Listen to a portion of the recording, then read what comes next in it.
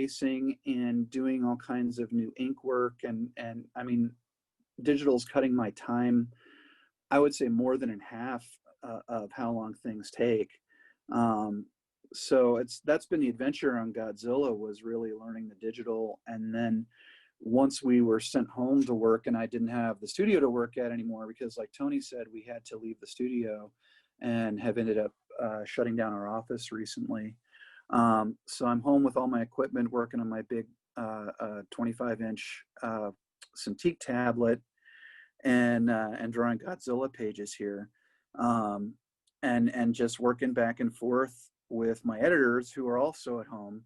And it's been a really interesting exercise, but at the same time, it also shows us that, you know, both artists and editors don't need to be stationed in an office at this point. And you know, it's all going really well working from home and working back and forth with each other. And also, like you heard me telling Tony, my wife is working on The Simpsons, where she's a director in the retakes department, and they're doing a ton of animation work now from home as well. And she moved home in March, you know, when everything started up. And man, they did not miss a beat on that show, and it's been really interesting to watch that go too. So here we are. I'm finally getting an idea of what I want from the pose. Some of the proportions are going to be a little off at times, and you'll still see me changing things as I go. These moments where I'm kind of showing these rings through the arms are just trying to get the perspective right for the foreshortening of the arm, because in the end, that arm is going to be out just a little bit. And then, you know, we're just doing real basic sketches with the cape and stuff here to see, you know, where the cape may go. And that's going to change, because as I worked through the drawing, I actually discovered I wanted different things from the cape. And so one thing that's been rad about digital and working on, you can do this in both Photoshop and Procreate, work in layers. And so being able to, you know, add another layer for my sketching for the upper layer of getting this gesture finished, I can still see everything behind me that I've lightened down to a light gray and know where everything is supposed to go. And then eventually I'll just ditch this layer that's the light gray layer, and create a new layer to even refine on top of what I'm doing right now that you're seeing here. And as I go forward, I can just utilize the things that I want to see in you know, layer after layer until I just want to throw them away, to be able to see better what I'm working on the top layer. And you can see here now that the gesture, the figure is starting to come together a little bit. I really ended up fighting a lot with the feet and the legs behind her forward right leg. And it drove me fairly crazy for a bit. Here's an instance here where I realized that the neck was pushed too far down. And then I also, I think later ended up deciding, as I got more finished in the figure, to even make the head just a bit bigger through, you know, selection and rotation. I mean, the wonderful thing about the digital is it's constantly fluid. And I think that you know, working on paper, there were so many times where I would just be erasing so much that I would tear up the paper. So I would have to actually just leave some things unfixed and hope to change them later in ink, so that way I wouldn't be destroying the paper too much. But digital gives you the options to mess with it until you feel like you've got it right, and then dump the bad layers so that you're getting a better drawing and a faster drawing.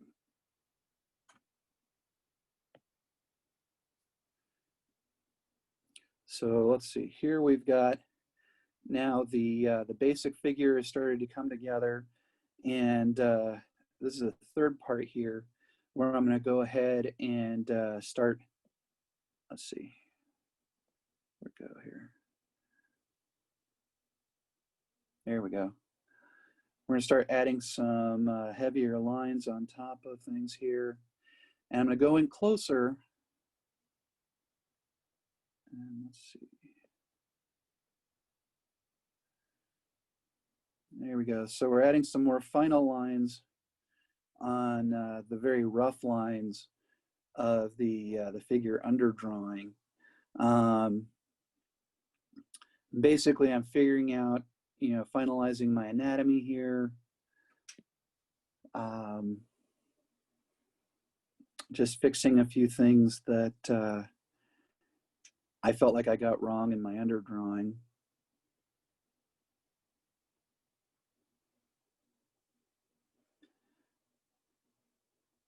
And interestingly, I learned a lot about digital drawing. I was helped into the transition to digital from two factors. One, I started doing some storyboarding for Marvel Animation at the time on Hulk and the Agents of Smash, where I helped storyboard a couple episodes. And that got me working on Photoshop. And when you're thrown into a work situation and you don't quite know what you're doing, you've got to, hurry up and learn it. And I really learned the bulk of my Photoshop abilities on the animation project on Hulk. And then when I got into the studio with Tony Fleece and Chris Moreno and Tone Rodriguez, and eventually Dennis Culver and Chris Burnham and then Gus Vasquez. Tony and Dennis and Chris Moreno and even Burnham showed me a ton of new tricks to do in Photoshop for drawing comic book pages. Being a part of that studio really got me to a place where I learned digital and eventually went to working mostly in digital. So I'm going to move us through this part just a little bit faster. So, because I spend a lot of time trying to figure things out here, but you'll also notice I'm also like dropping heavier lines in some spots, trying to pick where I want my light source to be. Here I realized I had her arm way too wide and selected it and brought it in to see where I wanted to have it work and scale with the rest of her body, the size of her head. Another wonderful thing about working digitally.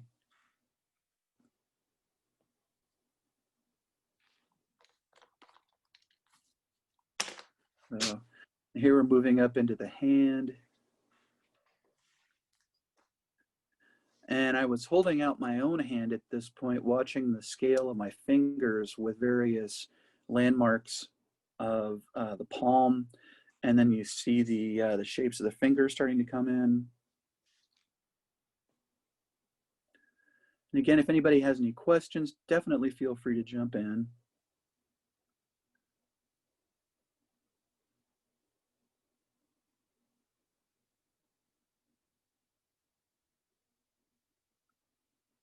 And then here's some changes where I wanted to widen out the wrist toward the hand because that arm is coming out towards you a little bit. And so as it progresses forward, it's going to widen out instead of taper as much as it was before. Okay. So a little more refining, a little more refining. And here I'm keeping track of like the rhythm of lines, the rhythm of curves. When we're drawing an active figure that's you want to be fairly dynamic, you want to really get some nice curving lines, a lot of rhythm to really let the viewer's eyes, or to really lead the viewer's eyes through the figure, almost creating kind of a camera motion the way that the viewer is seeing across the figure.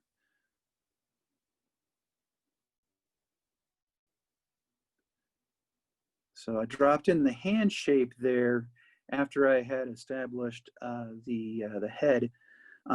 This hand I left a little less detailed because I knew I was going to come back and draw more of it later.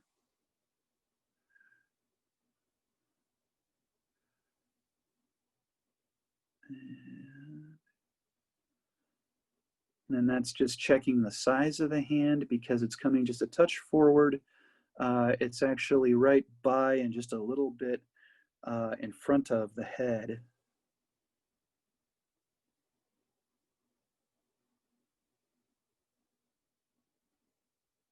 Okay, so here we are moving into the next part.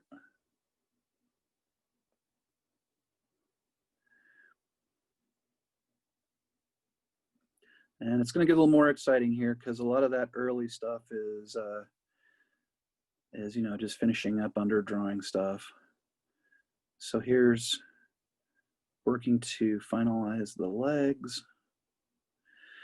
Now here's an interesting thing too that you can do in digital is you can do draw throughs to see where you want to put things that, you know, like you're not trying to guess what it would look like on the other side of her hip, like, you know, where I've got the foot.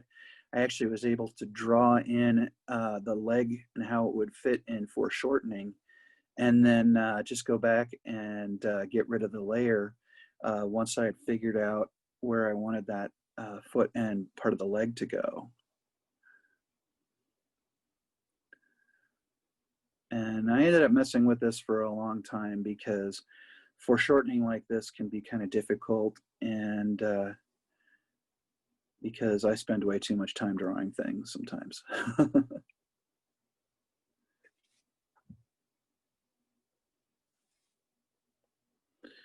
So I'm going to hurry up and speed us along just a little bit here because I'm running low on time. And that leg took a long time to get right. If anybody sees anything they want me to slow down, just let me know. So now that leg position is finally coming together and I'm feeling better about it. And so we're starting to head to, oh, and here I realized the more dynamic pose would be to just tilt that pelvis a little bit more and give a little more rhythm and bend to the figure. And then here, I realized that the head was a little small and it could still be enlarged.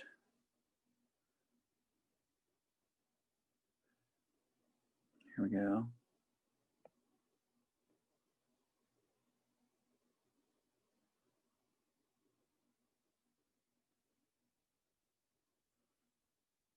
Okay, so now we've got the whole figure in.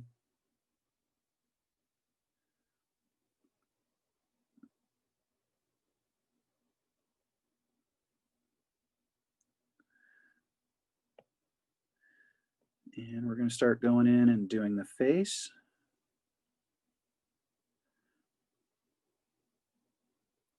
And again, any questions, just let me know. Basically, I'm placing a lot of quick markers for where I'm going to put the eyes, the jawline, the nose, the mouth.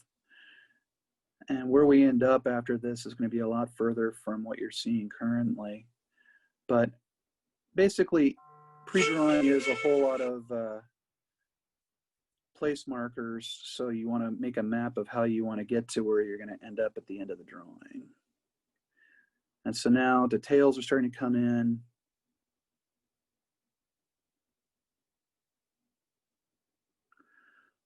And we're getting to the end of time, right, Mike? Yeah, we're getting pretty close. Okay, so let me just zip through this part here so we can get more toward the final drawing.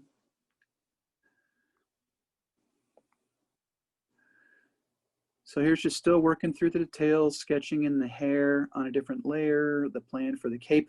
And as you can see, I changed my mind of where I'd like the cape to go, establishing wind coming from her left side. And that gives motion to the drawing.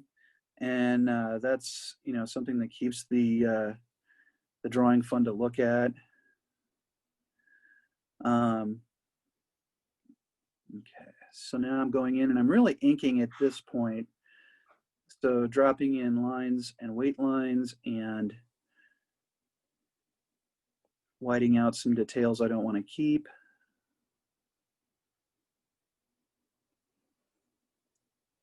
And once the head and the hair and the cape come together, really the rest of her costume is just, it's so much faster after that part.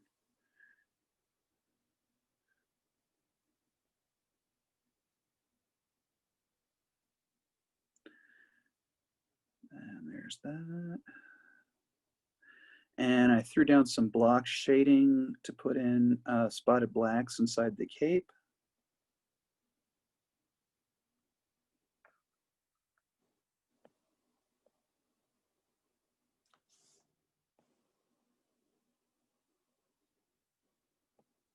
Okay, and here's the final part.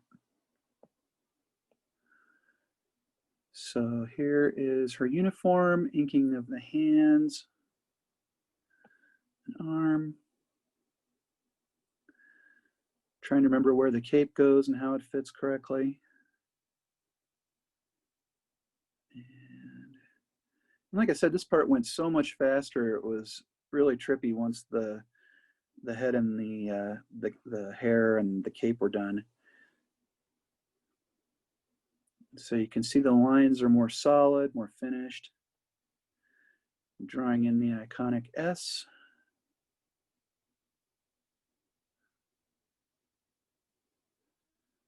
And the skirt. And the boots. And we're just finishing a couple things here and adding some blacks and some effects. Oops. And see there, you can see where the block shading comes in. It went, this went so quickly, Drew, overall. I mean, how long did it really take to do the finished product? Actually, quite a bit longer. It's funny, I had developed the first part a couple days ago for the test that we did last night. And then yesterday, Karen and I realized we needed to go shopping for kids' clothes for back to school and get some things we needed for back to school on Monday. So I lost a bunch of time yesterday. So I really literally ended up finishing this drawing about a minute before I got online with you. Well, Drew, thank you so much for being a part of this. We can't thank you enough. This has been great.